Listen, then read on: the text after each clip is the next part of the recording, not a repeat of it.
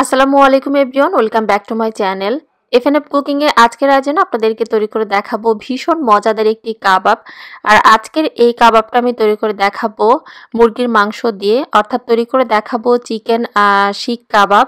শিক কাবাব আসলে অনেক রকম ভাবেই কিন্তু তৈরি করা যায়, তবে আজকের পর্বে আমি মুরগির মাংস দিয়ে খুব সহজ পদ্ধতিতে এবং ঘরে থাকা সামান্য পরিমাণ মশলা দিয়ে এই মজাদার কাবাবটা তৈরি করে দেখাবো। তো আশা করছি বরাবরের মতো আজকের রেসিপিটি ভালো লাগবে আপনাদের সবার কাছে। আর রেসিপিটি যদি ভালো লাগে তাহলে প্লিজ ভিডিওতে একটা লাইক দিতে ভুলবেন না, এবং সেই সঙ্গে আপনারা অবশ্যই আপনাদের মতামত কমেন্টের মাধ্যমে জানাতে ভুলবেন না যে আজকের রেসিপিটা আপনাদের কাছে কেমন লেগেছে। আর এই পদ্ধতিতে আসলে শিক কাবাবটা তৈরি করলে এটা অনেক বেশি জুসি এবং নরম হয়ে থাকে। তো শিক কাবাবটা তৈরি করে নেওয়ার আগে এখানে টক দই এবং বাদামের একটা মিশ্রণ, মানে পেঁয়াজ বেরেস্তার একটা মিশ্রণ আমি তৈরি করে নিব। তো প্রথমেই এখানে লাগবে হচ্ছে টক দই। তো যেহেতু ঘরে টক দই ছিল না, তাই এখানে হাফ কাপের মতো হালকা কুসুম গরম আমি দুধ নিয়ে নিয়েছি। আর এর তাপমাত্রাটা একটু লক্ষ্য করে দেখবেন, মানে একটু চেক করবেন হাত দিয়ে, যেন হালকা কুসুম গরম তরল দুধ হয়। তারপরে এখানে এক ফালি লেবুর রস আমি দিয়ে দিলাম। লেবুর রসটা দিয়ে এখানে তরল দুধটার সঙ্গে একটু নেড়ে চেড়ে জাস্ট 1 থেকে 2 মিনিটের মতো একটু অপেক্ষা করতে হবে। 1-2 মিনিটের ভেতরে দেখবেন যে এটা টক দইয়ে পরিণত হয়ে যাবে। তো আমি কিন্তু আর মানে খুব বেশি সময়ের জন্য এটা রাখিনি, জাস্ট 1-1.5 মিনিটের ভেতরে দেখতে পাচ্ছেন এখানে কিন্তু দুধটা টক দইয়ে পরিণত হয়েছে। তো এখন এই টক দইয়ের মিশ্রণটা অন্য একটা বাটিতে নিয়ে নিলাম, সেই সঙ্গে নিয়ে নিচ্ছি এখানে পেঁয়াজ বেরেস্তা। এখন এই পেঁয়াজ বেরেস্তা এবং টক দই দুটো একসঙ্গে খুব ভালোভাবে একটা ব্লেন্ডারের সাহায্যে এটাকে আমি ব্লেন্ড করে সাইডে রেখে দিয়েছি। তারপর এখানে মুরগির মাংস নিয়েছি, আর মুরগির মাংসটাকে আমি খুব ভালোভাবে ধুয়ে পরিষ্কার করে নেওয়ার পর একটা টিস্যু পেপার দিয়ে এটা একটু মুছে নিচ্ছি, যাতে করে চিকেনের ভেতরে এক্সট্রা কোনো ধরনের পানি না থাকে। তারপরে এখানে শিক কাবাবের জন্য মুরগির মাংসটা আসলে আমি ঠিক কিভাবে কেটে নিচ্ছি সেটা আপনাদেরকে একটু দেখিয়ে দিচ্ছি।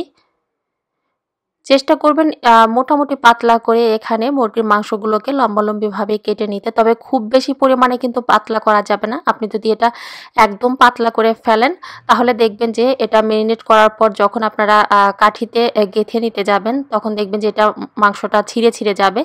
তো একটু মোটামুটি মোটা রেখে এখানে মুরগির মাংসগুলোকে লম্বালম্বিভাবে আমি কেটে নিচ্ছি। আপনাদের বোঝার সুবিধার্থে একটা পিস আমি হাত দিয়ে তুলে একটু দেখিয়েও দিলাম। তো এখানে সম্পূর্ণ মুরগির মাংসটা আমি লম্বালম্বিভাবে একটু মোটা করে কেটে নিয়েছি। তো এরপর এখানে মুরগির মাংসের ভেতরে দিয়ে দিচ্ছি স্বাদ মতো কিছুটা লবণ। তারপর দিয়ে দিচ্ছি এখানে হাফ চা চামচ বেকিং সোডা। এখানে কিন্তু বেকিং পাউডার দেওয়া যাবে না, বেকিং সোডাটাই দিতে হবে। তারপর দিয়ে দিচ্ছি এখানে 1 চা চামচ লেবুর রস। যেহেতু মুরগির মাংসটা একটু মানে ব্রয়লারের মুরগিটা একটু আঁশ টাইপের হয়ে থাকে, তো বেকিং সোডা, লেবুর রস এবং লবণ দিয়ে এগুলোকে একটু মেখে যদি 10 মিনিটের জন্য সাইডে রাখা যায়, দেখবেন যে মুরগির মাংসটা দিয়ে যখন আপনারা কাবাবটা ভাজবেন কাবাবটা আর অতটা আঁশ টাইপের হবে না, মানে এর ভিতরে একটা জুসিনেস বজায় থাকবে এবং এটা অনেক বেশি সফট থাকবে। তো এরপর এখন দিয়ে দিচ্ছি এখানে হাফ টেবিল চামচ মরিচের গুঁড়ো, বা ঝালটা আপনারা আপনাদের স্বাদ অনুযায়ী দিবেন। 2 চা চামচ ভরে এখানে দিয়ে দিয়েছি জিরার গুঁড়ো। তারপর দিয়ে দিচ্ছি এখানে গরম মশলার গুঁড়ো 1 চা চামচ, আদা এবং রসুনের পেস্ট এখানে 3 টেবিল চামচ ভরে দিয়ে দিচ্ছি। তারপর পেঁয়াজ এবং দুধের মিশ্রণটা যে আমি একসঙ্গে ব্লেন্ডারে ব্লেন্ড করে রেখেছিলাম, এখন সম্পূর্ণ সেই ব্লেন্ড করে রাখা মশলাটা দিয়ে দিলাম। তো এখন মুরগির মাংসর সঙ্গে সমস্ত উপকরণ খুব ভালোভাবে এখানে হাত দিয়ে মেখে নিতে হবে। আর অবশ্যই চেষ্টা করবেন এখানে আলতোভাবে সমস্ত মশলার সঙ্গে মুরগির মাংসটাকে খুব ভালোভাবে একটু মেখে নিতে। তো সমস্ত মশলার সঙ্গে মুরগির মাংসটাকে আমি খুব ভালোভাবে মেখে নিয়েছি। তো মশলার সঙ্গে মুরগির মাংসটা খুব ভালোভাবে মাখা হয়ে গিয়েছে। এখন একটা প্লাস্টিক র্যাপার দিয়ে কাবাবের এই মিশ্রণটা ঢেকে রেস্টে রেখে দিব 2 ঘন্টার জন্য।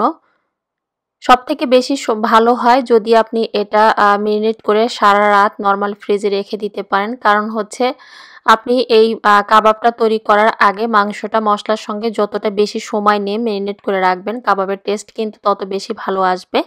তবে হাতে যদি আপনাদের কাছে খুব বেশি সময় না থাকে তাহলে আপনারা অ্যাটলিস্ট চেষ্টা করবেন ১ ঘন্টার জন্য এটা মেরিনেট করে রাখতে। আর লম্বা সময়ের জন্য মেরিনেট করে রাখতে গেলে অবশ্যই কিন্তু নরমাল ফ্রিজে রাখতে হবে।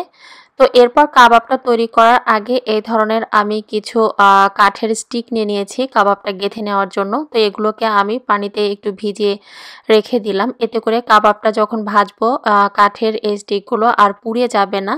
তো ২ ঘন্টা এটা রেস্টে রাখার পর এখন কাবাবের মিশ্রণটার ভেতরে আমি দিয়ে দিচ্ছি ১.৫ টেবিল চামচ সরিষার তেল। সরিষার তেলের পরিবর্তে কিন্তু এখানে সয়াবিন তেলটাও দেয়া যাবে। তবে সয়াবিন তেলের পরিবর্তে সরিষার তেলটা দিলে স্বাদ এবং এর স্মেলটা খুব বেশি ভালো আসে। তো এখন আমি দিয়ে দিলাম সামান্য পরিমাণে ফুড কালার। ফুড কালারটা আসলে টোটালি অপশনাল। ফুড কালার দেওয়ার কারণে কিন্তু টেস্টের কোনো হেরফের হবে না। হাতের কাছে থাকলে দিবেন। দিলে খুব সুন্দর একটা কালার চলে আসবে। আর হাতের কাছে যদি না থাকে তাহলে না দিলেও কিন্তু হবে। ফুড কালার এবং সরিষার তেলটা দেওয়ার পর সবকিছু আবারও একত্রে খুব ভালোভাবে উল্টে পাল্টে একটু মেখে নিচ্ছি।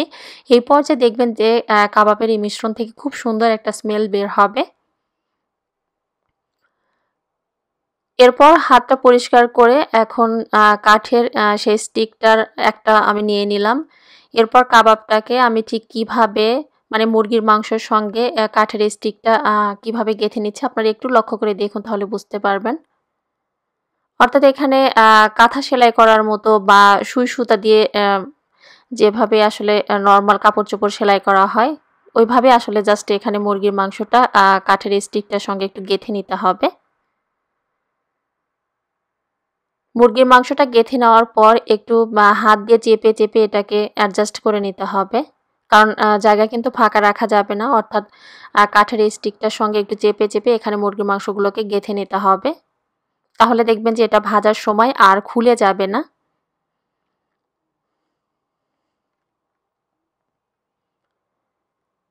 তো একটা শিক কাবাব আমার গেঁথে নেওয়া হয়ে গিয়েছে। তো এক এক করে এখানে সবগুলো কাঠির সঙ্গে আমি মুরগির মাংসের অংশগুলোকে গেঁথে নিয়েছি। এখন চলে যাচ্ছি কাবাবগুলোকে ভাজতে। আর ভাজার জন্য এই ধরনের একটা প্যান নিয়ে নিয়েছি। আপনাদের কাছে এই ধরনের গ্রিল প্যান না থাকলে যেকোনো ধরনের প্যানেই কিন্তু এখানে কাবাবটা ভেজে নেওয়া যাবে। তো প্যানটাকে প্রথম দিকে চুলার আঁচটা সর্বোচ্চ হাই রেখে খুব ভালোভাবে গরম করে নিতে হবে। যখন প্যানটা খুব ভালোভাবে গরম হয়ে যাবে তারপর এখানে দিয়ে দিতে হবে সরিষার তেল। আপনারা চাইলে এখানে সরিষার তেলের পরিবর্তে সয়াবিন তেল দিয়েও কিন্তু কাবাবটা ভাজতে পারেন। তবে অবশ্যই চেষ্টা করবেন এখানে সরিষার তেল দিয়ে কাবাবটা ভাজতে। কারণ সরিষার তেল দিয়ে কাবাবটা ভাজলে খুব বেশি ভালো হয়, মানে টেস্টটা খুবই ভালো আসে। তো এরপর এক এক করে এখানে কাবাবের স্টিকগুলো প্যানটাতে দিয়ে দিলাম। আর চুলার আঁচটার যে ব্যাপারটা বলেছিলাম সেটা হচ্ছে প্রথম দিকে সর্বোচ্চ হাইয়ে রেখে এখানে প্যানটাকে খুব ভালোভাবে গরম করে নিতে হবে। যদি প্যানটা খুব ভালোভাবে গরম না হয় সেক্ষেত্রে দেখবেন যে আপনি যখনই শিক কাবাবের স্টিকগুলো প্যানের ভেতরে দিবেন তার কিছুক্ষণ পর দেখবেন যে এর ভেতর থেকে বেশ খানিকটা পানি উঠবে, যার কারণে কাবাবটা কিন্তু ভালো হবে না। আর কাবাবের স্টিকগুলো প্যানে দেওয়ার ১ থেকে ১.৫ মিনিটের ভেতরে চেষ্টা করবেন একটু উল্টে পাল্টে কাবাবের শেপটা অ্যাডজাস্ট করে নিতে। কারণ একটু বেশি সময় হয়ে গেলে সেক্ষেত্রে কিন্তু কাবাবের শেপটা ভালো আসবে না। তো কিছুক্ষণ পর, পর একটু উল্টে পাল্টে এখানে কাবাবগুলোকে আমি একটা শেপে নিয়ে আসছি।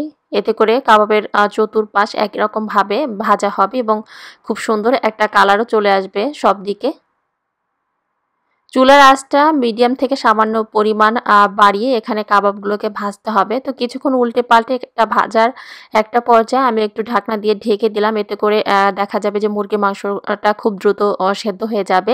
যেহেতু এখানে আসলে মুরগির মাংসটা ২ ঘন্টার জন্য মেরিনেট করে রেস্টে রাখা হয়েছিল এবং এর ভেতরে লেবুর রস এবং টক দই দেওয়া আছে, সেক্ষেত্রে আসলে এই কাবাবটা ভাজতে মানে সেদ্ধ হতে খুব একটা সময় লাগে না।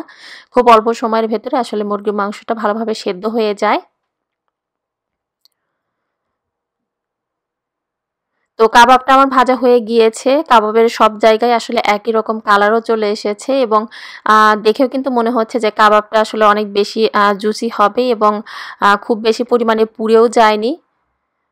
তো এক ব্যাচ ভাজার পর আমি আরও এক ব্যাচ ভেজে নেওয়ার পর সম্পূর্ণ কাবাবটা আবারও চুলার উপর রেখে একটু গরম করে তারপর একটা সার্ভিং প্লেটে এটা আমি সার্ভ করেছি।